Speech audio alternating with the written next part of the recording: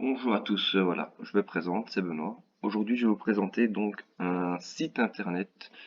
Donc, c'est un bot de trading de crypto-monnaie. Donc voilà, en gros, je vais vous expliquer comment ça marche, comment ça fonctionne, le principe. Donc, pour commencer, bien sûr, ça va utiliser des fonds sur plusieurs exchanges. Donc, on va aller directement sur mon compte, comme ça on peut voir, échangeur. Vous voyez que moi ici, j'ai déjà Binance qui est enregistré. Mais on peut en ajouter d'autres, donc on peut trader en fait sur Binance, on peut trader sur Bitfinex et sur Kucoin. Bon, moi ici je suis que sur Binance, donc je vais vous montrer sur Binance. Et concrètement, comment faire pour lier l'échangeur. Ben ça je vous expliquerai plus tard, comme ça je vous l'ai montré avant.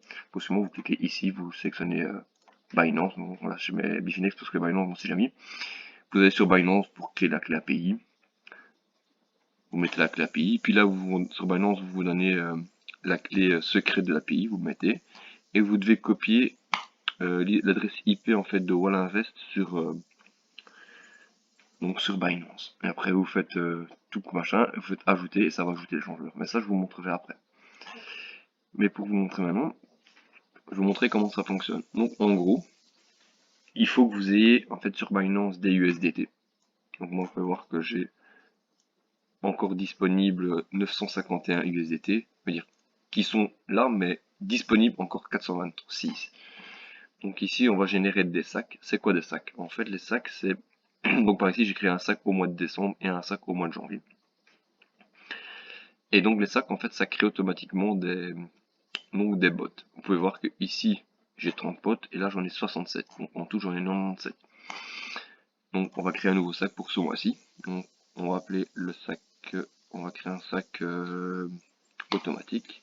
On peut créer des sacs manuels, mais là, on va faire un automatique.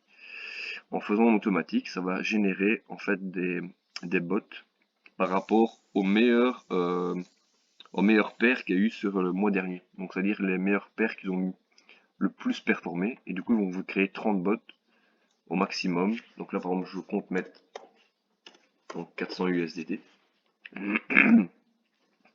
Donc là, ils me disent bien que j'ai 426 USDT disponibles et qu'ils vont m'en créer 30 bots. Voilà. Ici, il y a le risque. Donc vous voyez, le risque moyen, le risque faible. Voilà. Donc si on prend faible, il va nous créer des bots 20% à court terme, 30% à moyen terme et 50% à long terme. Et si on prend des risques moyens, bah, du coup on va avoir des bots donc 35% à court terme, 35% à moyen terme et 30% à long terme. Bon, moi je suis souvent en moyen. Donc voilà, là on fait générer. Boum. Là il va générer. Il faut un petit temps. Il a quand même créé 30 bots. Et ce qui est bien, voilà, il est déjà créé. Bah, je vais directement le régénérer. Je vais mettre fait briller. Voilà. Enregistrer. Du coup, il a utilisé que même pas 400 USDT.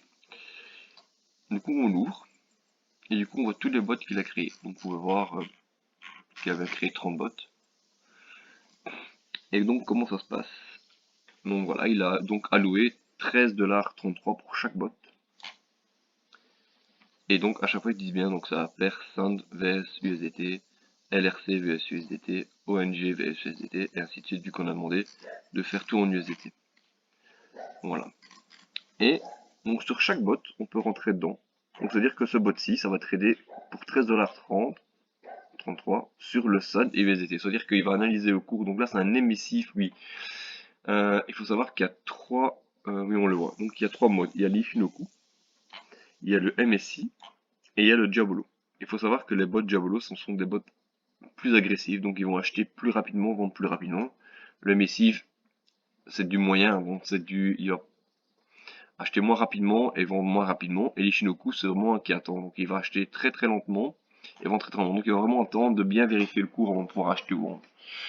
Et donc la position qui est juste à côté 8 heures, où ce truc m'a fait que des 8 heures, 4 heures, ouais, ici là c'était 4 heures, encore 4 heures, encore 4 heures, encore ici des 2 heures, 2 heures, 2 heures, 2 heures.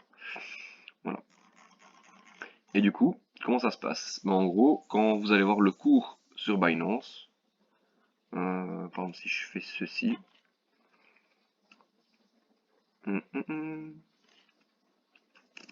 voilà. Donc on voit le cours du SAT vs USDT.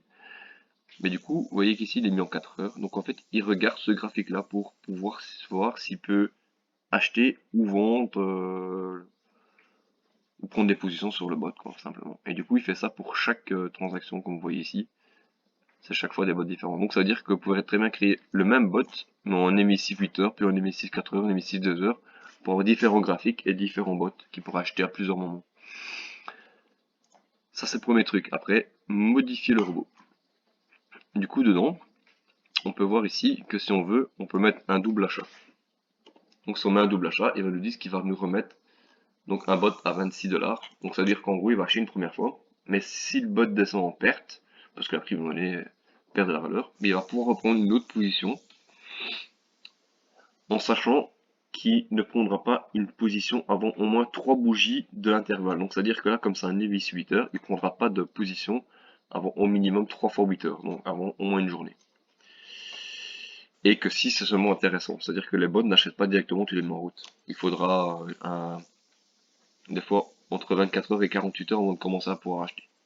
Bon, nous on va laisser voir, vu qu'il n'a pas encore acheté.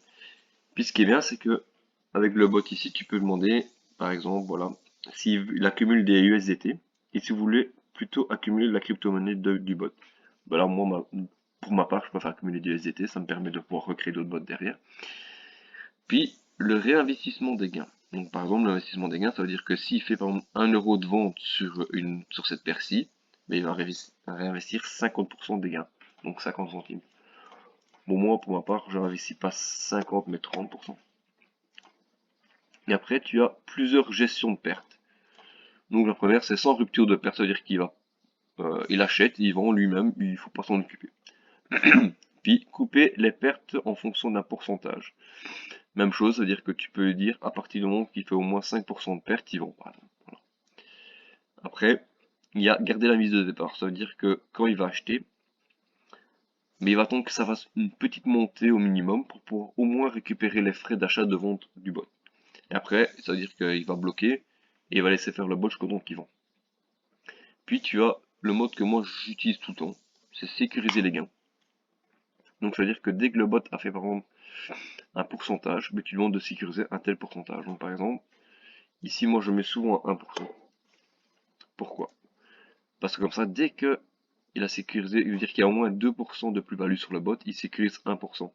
Et en fait, il va toujours sécuriser 1% en dessous de la hausse du bot. Ça veut dire que si le bot monte à 5%, mais il va sécuriser 1%, puis 2%, 3%, 4%, jusqu'à temps d'arriver à 1% de laisser une marge de 1%. Mais on peut mettre aussi 2%, donc ça sécurisera à chaque fois 2, 4, 6, 8, 10, et 3, et ainsi de suite. Voilà. Et il faut savoir aussi que le bot achète ou vend. Donc comme c'est un émissiviteur, une fois il achète, mais il revendra logiquement que tous les 8 heures. Mais il faut savoir qu'il passe quand même vérifier pour mettre les stops, c'est entre 6 à 8 fois sur la durée. Donc par exemple, on va dire que sur un émissiviteur, je pense qu'il passe toutes les heures vérifier s'il peut mettre un stop d'1% ou 2%. Voilà. Donc après, il suffit de faire enregistrer et vous pouvez voir que maintenant, mon truc a bien mis ici comme quoi j'ai un stop à 1%. Donc voilà. Après, on peut voir les informations ici. Donc comme quoi j'ai bien ça. Ils disent bien que le bot attend d'avoir détecté au moins une hausse de 2% pour sécuriser 1% de gain. Donc les gains accumulés en USDT seront réinvestis à hauteur de 30% sur le bot. Voilà. Après, au niveau des transactions, ben là, du coup, c'est toutes les transactions de mon bot. Donc, on peut voir qu'aujourd'hui, ici, il vient d'acheter le Wave. Voilà. Pourquoi il me dit qu'il a acheté? Pas grave, je comprends pas. Il y a un petit bug, mais c'est pas grave. Du coup, là, il a acheté. Voilà, ici, il y a vous pouvez voir comme quoi il a acheté aujourd'hui à 1h au matin. Et qu'il a revendu à 17h, il m'a fait 24 centimes. Même chose avec celui-là. Il m'a acheté, en fait, c'était deux fois le même bot. Vous pouvez voir, mais juste avec des montants différents.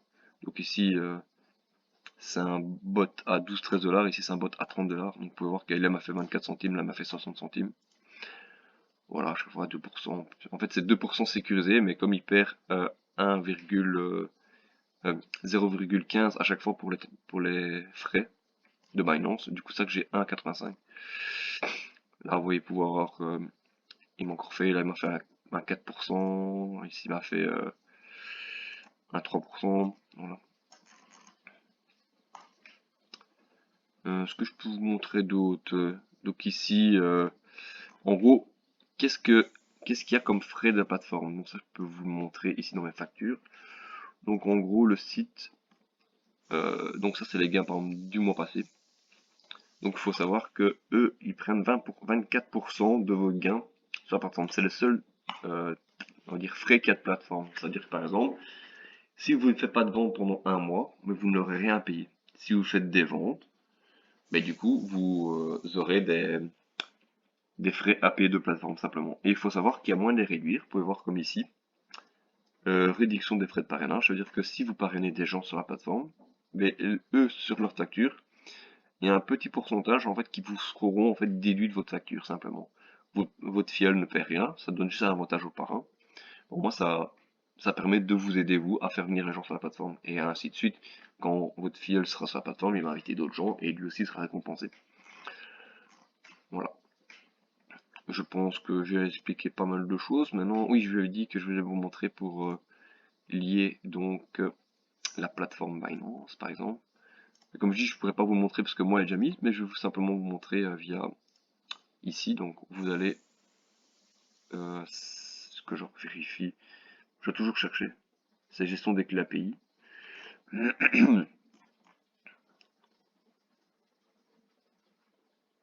Toujours du mal à tomber dessus.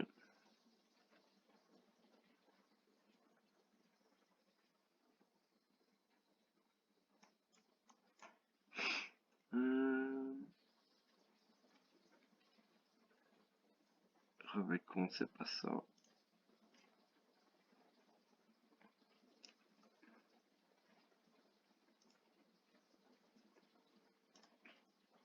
Bon, écoutez, je trouve pas comme ça. Ah, si, ça y est, j'ai trouvé. Je me dis, je savais que c'était pas loin. Voilà, c'est ici, en fait, dans la petite bulle ici. C'est gestion des clés API. Voilà.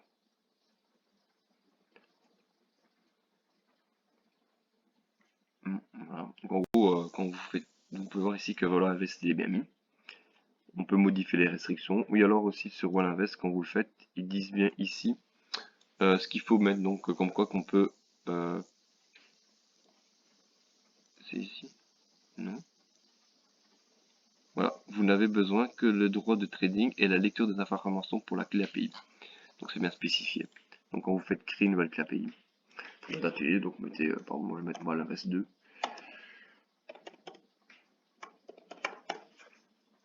Voilà. Une demande de signer. Boum. Voilà. Donc ici, en gros, ils vont demander toutes les vérifications. Bon, je vais pas le faire. Mais en gros, voilà. En gros, voilà. Quand vous allez créer, vous allez avoir un truc comme ceci.